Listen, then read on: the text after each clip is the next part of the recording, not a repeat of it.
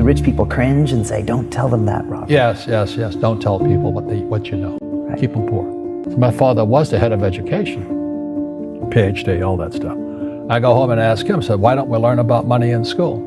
And he looked at me and says, because the government doesn't let us teach that subject. The government tells us what we can teach and what we can't teach. And I thought that was strange. And I said, but aren't we going to school to learn about money? He says, no, your job is to get a job.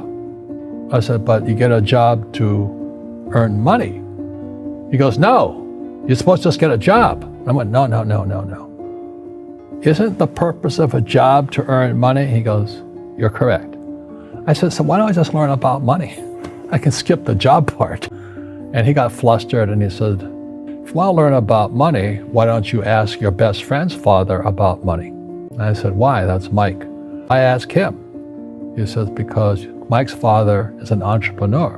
And I said, what are you? He says, I'm an employee. I'm a government employee. I went, oh, what's the difference? He says, the difference is an entrepreneur must know about money, or they're no longer entrepreneurs. And he says an employee doesn't have to know anything about money because the government will take care of them, the company will take care of them. So I'm all confused. But I took my dad's advice and I trundled over to Mike's father's office and knocked on his door and I said, hey, I'm here, 9 years old. Teach me about money. He says, beat it, kid. But that's where the story of Rich Dad, Poor Dad started. And finally, through persistence, my rich dad started teaching me about money on one condition. And that condition was he would never pay me. He says, the moment I pay you, you think like an employee. He says, that's the trap. Entrepreneurs work for free. And now I'm 9 years old, my head's going cracking in half. He says, you never want a paycheck. You understand that, kid? I said, okay, I got it. And he says, well, how do I make money? He says, that's what entrepreneurs figure out. How do I learn about money? He would just break out a Monopoly game board. I would work for free. I'd pick up cigarette butts, and he had hotels and restaurants, and I would clean and do menial tasks. And as I got older, I started getting into office work and marketing and accounting, and I was an apprentice basically, but I always worked for free. And he would teach me about money, but the way he taught me about money was playing Monopoly. And I finally one day I got upset. I said, well, when are you going to teach me about money? He says, what do you think we're doing? We're playing Monopoly. He goes, no. What do you think we're doing? We're playing Monopoly. He says, what do you think we're doing? I don't know. I'm teaching you about money. And then that's when, you have one greenhouse. He says, there's many formulas for great success in money. There's thousands of them, but one of the best ones is found on the game of Monopoly. It still is today. 4 greenhouses, 1 red hotel. I said, what? He says, one of the greatest ways to acquire great wealth is playing Monopoly in real life. 4 greenhouses, 1 red hotel. Is that all there is? He goes, that's it. And he says, what do you think I'm doing? And I went, I don't know. Then he took me out and he showed me his greenhouses. And 10 years later, when I was 19, I was now in school in New York, and I come back to Hawaii, and Rich Dad had bought the biggest piece of land smack dab in the middle of Waikiki Beach. And when you go to Waikiki Beach today, you'll see the Hyatt Regency Hotel. That was his hotel. Just like the game of Monopoly. Just like the game of Monopoly. Acquired assets and they became bigger assets. He just kept what's called an assemblage, because that property wasn't that big at the time. So he had to buy out all the small guys. Because Waikiki was a little dirt water little town. So he'd buy out this shop owner, buy that shop owner. And it took him a while, but he finally assembled this large piece of property. And then he and Hyatt put up this giant hotel. It just sold for $800 million.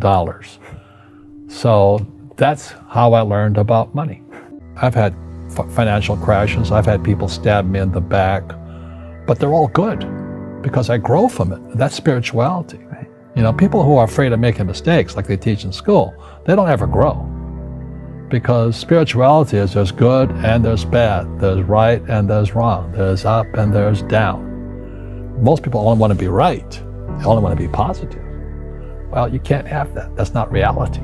Well, I wasn't poor by most people's standards, but I came from a family with a poor attitude, if you know what I mean. Because rich, poor, middle class, poverty starts with a fundamental attitude. Poverty is passed on. It's taught in your families. And middle class is taught in families. And so the people right now who are sitting at home, who are struggling financially or worried about money or unhappy, they may be making a lot of money, but unhappy with what they're doing, it was probably taught to you. You know, your super ego was taught, get a job, work hard, or you'll never be rich, or the rich are evil, or whatever. The school system will never teach you about money. The school system was designed to teach you to be an employee, which is important, or a doctor or a lawyer, a specialist, but never about money. And what most people lack is real business knowledge, like accounting, like debt, like taxes. You got to know that stuff, but they don't teach it in school to anybody. So, and then when people ask me, how did your rich dad learn this when your poor dad, a PhD, didn't? And the answer is very simply, my rich dad, who's my best friend's father, his father died when he was 13. So his rich dad had this family business at 13 to run. So he had to drop out of school, which was his blessing. There's blessings, and sometimes a blessing doesn't look like a blessing, but it turned out to be a blessing. And then his teachers became his bookkeeper, his accountant, his attorney, his banker, his real estate agents. So he has what I call real teachers, not these fake teachers in school. You see, most teachers in school, they're out of ethics. They teach subjects they themselves don't practice.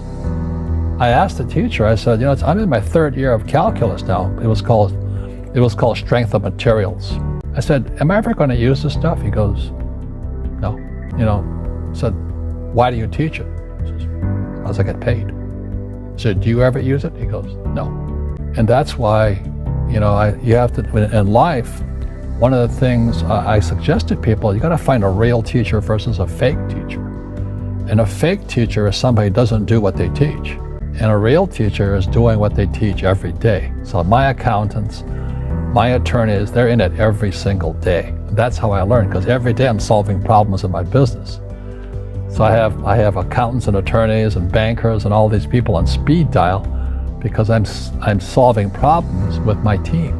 I see you giving this knowledge out, and Yeah. do the rich people cringe and say, don't tell them that, Rob? Yes. Don't tell people what you know. Right. Keep them poor.